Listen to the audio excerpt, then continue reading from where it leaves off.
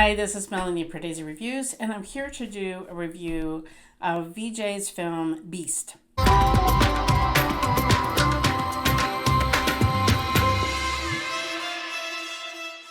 If you're new to Pardaisy Reviews, I do trailer reactions and film reviews of Indian cinema.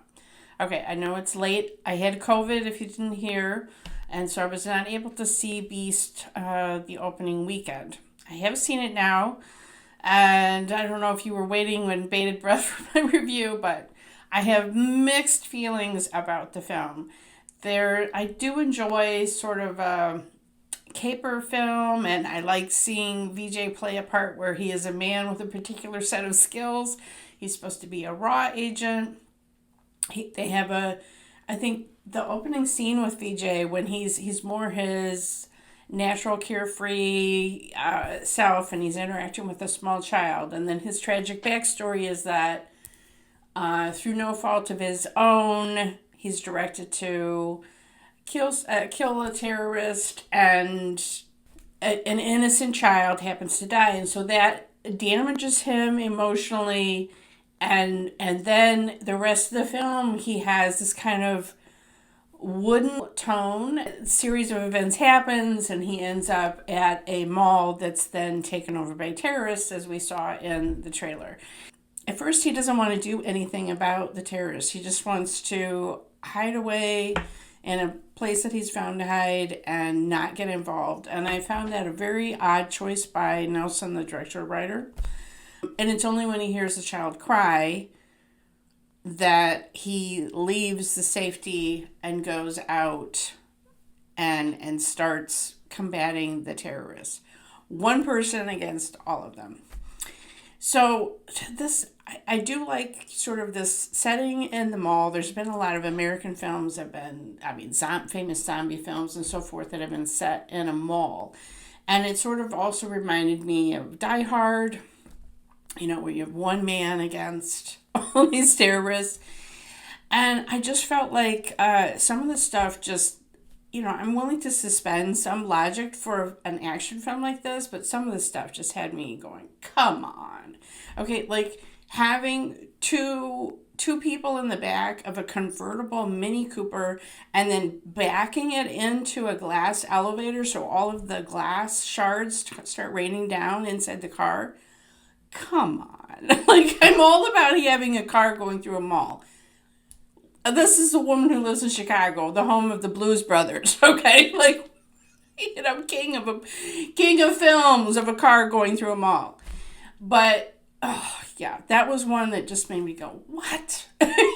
And then there was missed opportunities too, because if you set an action film in a mall, I'm expecting VJ to find like a hardware, like a sportswear store or something, and grab rope and all sorts of interesting things to do things to the terrorist with.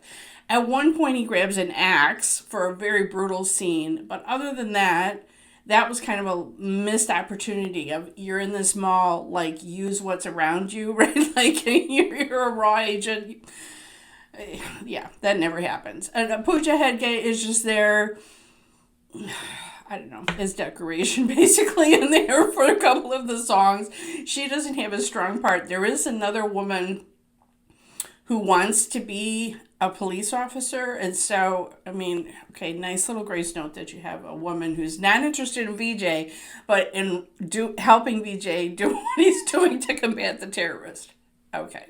Yogi Babu is supposedly comic relief, but he's not extremely well used in the film. There was some scenes that were supposed to be comedy that just dragged on too long. I don't know. It was partially an editing choice, just the way it was written. It was like they were supposed to be funny moments, and they just didn't land that way for me. Watching VJ in action was awesome.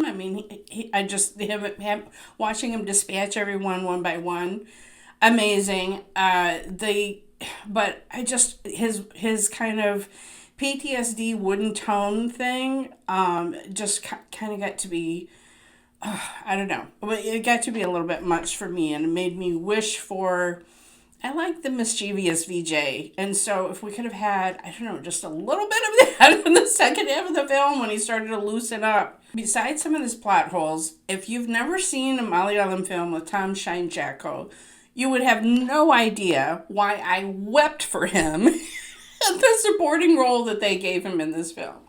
Oh my God. He plays one of the terrorists that Vijay captures, and he's only with the terrorists because he's in it for the money, because of his child needed an operation or whatever. And he's just used as emotional torture or whatever. And I'm like, oh my God. I mean, just this is one of the finest actors in Malayalam cinema. And they gave him such a poorly written role. I'm like, I just wept for him that he was in this movie. Oh God, his part was horrible. And then, I mean, like, Vijay captures him at one point and the other terrorists capture him back. I'm like, when did that happen? Like, on the cutting room floor, I guess. I don't know. Again, it was one of those plot holes. I mean, the movie was certainly plenty long, and yet there was stuff that was like, huh? How did we get from A to B? Like, make it make sense.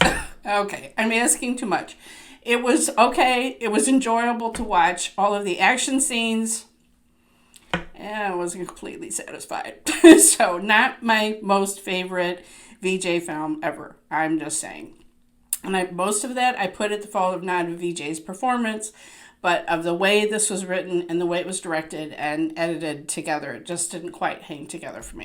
All right, maybe I'm asking too much from a big action film. I don't know. Let me know if you felt the same in the comments below. Follow me on Twitter at PerdesiYT. Follow me on Instagram at PerdesiReviews. And if you hit the bell here when you subscribe, you'll never miss another trailer reaction or film review.